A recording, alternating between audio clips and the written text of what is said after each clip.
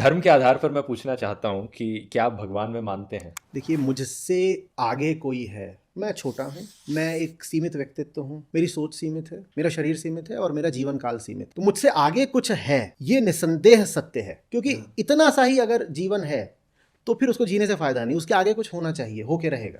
तो आप मानते हो कि कुछ आगे है? मुझसे आगे कुछ है, लेकिन उसमें जो आपको साथ में कुछ हल्ला कैवियट जोड़ना ज़रूरी है, वो ये है कि मुझसे आगे जो है वो मेरी कल्पना नहीं होना चाहिए।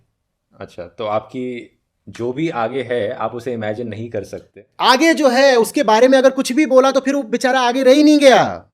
क्योंकि आपने अपनी इमेजिनेशन से उसे आपने अपनी बनाया। इमेजिनेशन और अपना सब कुछ उसमें लगा दिया।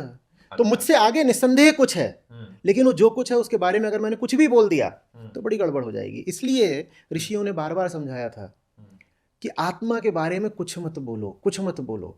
बड़ी मुश्किल से उन्होंने ऐसे दिल पे हाथ रख के ये नाम ही दे दिया आत्मा, ये बहुत बड़ी बात है। उसके आगे वो बार बार बोलते थे कि अचिंत्य है, अकल्प्य है, वाणी उस तक जा नहीं सकती, कान उसको सुन नहीं सकते, मन और बुद्धि उसे खोजने जाते हैं तो असफल होकर वापस आ जाते हैं। तो मुझसे आगे जो है वो बियॉन्ड माई माइंड होना चाहिए, बियॉन्ड माई इंटेलेक्ट होना चाहिए। ठीक है, अगर मैंने अपने भगवान की रचना अपने हिसाब से कर ली है तो वो तो फिर मैं अपनी ही पूजा कर रहा हूँ ना। ये ऐसी सी बात है, मैं यहाँ पर एक पेंटिंग बना दूँ, मैं एक पेंटर हूँ, चित्रकार, मैंने यहाँ पर अपने हिसाब से एक बना ली, वो बड़ी खूबसूरत बन गई और मैं उसके प्रेम में पड़ गया। ये मैं किसके प्रेम में पड़ गया? ये तो मैं अपनी ही चीज के, माने क्रिएशन के। एक तरह से मैं अपने ही प्रेम में पड़ रहा हूँ। ये नार्सिसिज्म हो गया ना, आत्मरति हो गई है सही बात है कि अपनी ही चीज के प्रेम। और इसी तरीके से मैं एक बहुत खौफनाक पेंटिंग बना सकता हूँ और रात में मैं उठा, ऐसे नींद से उठा, अपनी पेंटिंग को देखा और बेहोश होकर गिर गया। तुम किससे डर गए? तुम तो खुद से ही डर गए, कोई बाहर वाला थोड़ी डराने आया तुमको। तो इमेजिनेशन से बचना हो। पर बाकी जो रिलीजन्स एग्जिस्ट करते हैं आज के दिन दुनिया में, हिंदुइज्म, इस्लाम, क्रिश्चियनिटी और अफ्रीका में जो रिलीजन्स हैं, वो इस कॉन्टेक्स्ट में कहाँ फिट बैठते हैं आपकी राय में? देखिए सबने यही कहा है। कोई भी, अगर दिक्कत ये होती है लोग अपने जो मूल और शीर्ष ग्रंथ हैं उनको पढ़ते नहीं हैं। अगर आप पढ़ेंगे, सबने यही कहा है कि वो जो है वो तुमसे बहुत आगे का है। और आगे का उस तरीके से नहीं है कि जैसे रेस में कोई तुमसे आगे निकला होता है, या किसी के पास तुमसे ज़्यादा पैसा होता है, या किसी के पास तुमसे ज़्यादा बुद्धि होती है। वो तुमसे इस कदर आगे है कि तुमने उसके बारे में अगर विचार भी कर लिया तो ये बात अधार्मिक हो गई। तुमने उसको नाम दे दिए, ये तुमने कोई बड़ा अच्छा काम नहीं कर दिया। अच्छा, तुमने उसके बारे में सोचना शुरू कर दिया और अपनी कल्पना को विस्तार दे करके कितनी कहानियां, ये वो ऐसा हुआ वैसा, और तुमने अगर उसको इंसान जैसा बना दिया, तब तो ये तुमने क्या कर डाला, क्या कर डाला। तुम खुद अपने होने से संतुष्ट नहीं हो, तुम जैसे हो इससे तुम्हें ही कोई लाभ नहीं हो रहा, और तुमने अपना जो पूज्य था उसको भी अपने ही जैसा बना डाला, तो अब तुम्हें लाभ कैसे होगा? और अध्यात्म तो इसीलिए ताकि तुम्हें दुख से मुक्ति मिले। अब तुम्हें दुख से मुक्ति कैसे मिलेगी अगर तुम्हारा डॉक्टर तुम्हारे ही जैसा है? पर कुछ लोग हैं जो इससे काफ़ी ऑफेंडेड हो जाते हैं। दो तरीके के लोग हैं। एक हैं जो भगवान को बनाते हैं, पूजा करते हैं, ऑफेंडेड हो जाते हैं, फिर अगर आप उन्हें बड़ा गुस्सा आता है जब आप उनकी क्रिएशन के अगेंस्ट कुछ बोलते हो। और दूसरे ऐसे हैं जो भगवान को बनाना नहीं चाहते लेकिन ऑफेंडेड हो जाते हैं अगर आप कुछ बना देते हो या उनकी इमेजिनेशन के बारे में कुछ बोल देते हो। देखिए, आपकी जो निर्गुण सगुण का विवाद रहा है, आप उसकी ओर इशारा कर रहे हैं। मेरे पास बहुत बार हुआ है, लोग आए हैं जिन्होंने मूर्ति पूजा का बड़ा विरोध किया है। कह रहे मूर्ति पूजा तो एकदम बेकार की बात है, ऐसा है वैसा है। खास तौर पे मुस्लिम वर्ग से लोग आए हैं मुझसे बात करने के लिए, सद्भावना में ही बातचीत। बोले मूर्ति पूजा एकदम गलत होती है, और उसकी रिकॉर्डिंग हुई है, उसके सब वीडियो पड़े हुए हैं।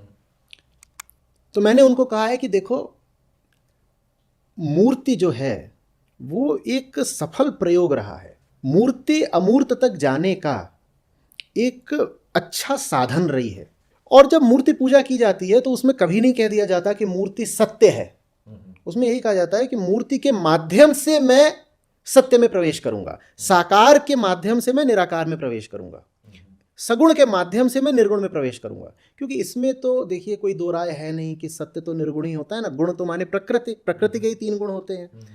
तो प्रकृति माने ये सब जो चारों ओर संसार फैला हुआ है। अब इस संसार में तो वैसे ही आप दुख पा रहे हो, तो इस संसार में कामना लेकर के भटकने से तो आपको शांति मुक्ति मिल नहीं जाना है। तो सत्य को तो संसार से पृथक माने निर्गुण ही रखना है। तो मूर्ति पूजा का औचित्य रहा है, मूर्ति ने अपना काम सफलतापूर्वक करा है। और जहाँ कहीं ये भी कहा जाता है कि मूर्ति पूजा एकदम बेकार की बात है, वहाँ पर भी आप बहुत सारे प्रतीकों का तो इस्तेमाल करते ही हो ना, वो भी मूर्ति हो गई। आप नाम लेते हो, आप कहानियां बताते हो, वो भी बात वही हो गई। यहां तक कि अगर आप इतना भी बोल देते हो कि सत्य अमूर्त और निर्गुण होता है, तो भी आपने उसमें थोड़ा सा तो गुण डाल ही दिया, कुछ तो बोल ही दिया ना उसके बारे में। तो माने इंसान की विवशता रहेगी हमेशा कि उसे मूर्त का इस्तेमाल करना पड़ेगा, किसी न किसी तरीके से किसी न किसी इमेजिन तरीके करना से, पड़ेगा, किसी न चाहे किसी मूर्ति के फॉर्म में हो, चाहे वर्ड के बोलकर फॉर्म में, वर्ड वर्ड के के फॉर्म फॉर्म में में हो। हो, चाहे ये हो कि मैं एक दिशा को मुंह करके पूजा करता हूँ, वो भी तो मूर्ति। मूर्ति माने भौतिक, समथिंग दैट इज हाँ, फिजिकल। हाँ। आप एक फिजिकल डायरेक्शन में मुंह करके पूजा कर रहे हो, ये बात भी तो मूर्ति की ही हो गई ना। तो आप इन सब के अगेंस्ट हो? मैं कह रहा हूं याद रखो कि ये सब के सब मीन्स एंड मेथड्स हैं, अल्टीमेट ट्रुथ नहीं है। अच्छा, और अगर अल्टीमेट ट्रुथ क्या है फिर? अल्टीमेट ट्रुथ वो है जब आप ट्रुथ की बात करना ही छोड़ दो।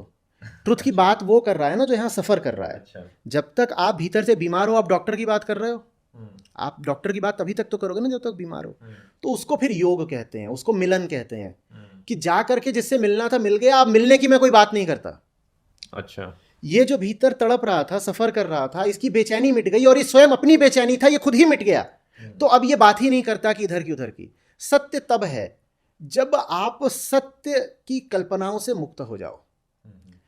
चैन तब है जब आप चैन की कामना से मुक्त हो जाओ। ये बात एकदम सीधी है ना। जब तक अभी आपको, मुझे अगर अभी पानी चाहिए तो बात सीधी है, मैं प्यासा हूं। कब पता चलेगा कि प्यास मिट गई? जब पानी का ख्याल मेरे दिमाग से उतर जाए, तब समझ लो प्यास मिट गई। तो जब भगवान का ख्याल आपके दिमाग से उतर जाए, आप ये कह रहे हो कि तब, जब मूर्ति अपना काम पूरा कर देती है, जब मूर्ति अपना काम पूरा कर देती है, तब जानिए कि मूर्ति सफल हो गई। और मूर्ति का काम कभी भी ये नहीं है कि आप जीवन भर मूर्ति की ही उपासना करते रहे। श्लोकों का काम भी जीवन भर ये नहीं है कि आप जीवन भर श्लोक ही रटते रहे। किसी मंत्र का काम ये नहीं है कि आप जीवन मंत्र, किसी क्रिया, किसी विधि, किसी साधना का काम ये नहीं है कि आप जीवन भर उसमें लगे ही रह जाएं। ये तो ऐसी सी बात है कि नदी पार करनी थी और जीवन भर नाव में ही बैठे रह गए। अच्छा। नाव सफल तभी है ना जब एक दिन आप नाव को त्याग दो। अच्छा। इसका मतलब है आप तट पर पहुंच गए, अब आपने त्याग दिया।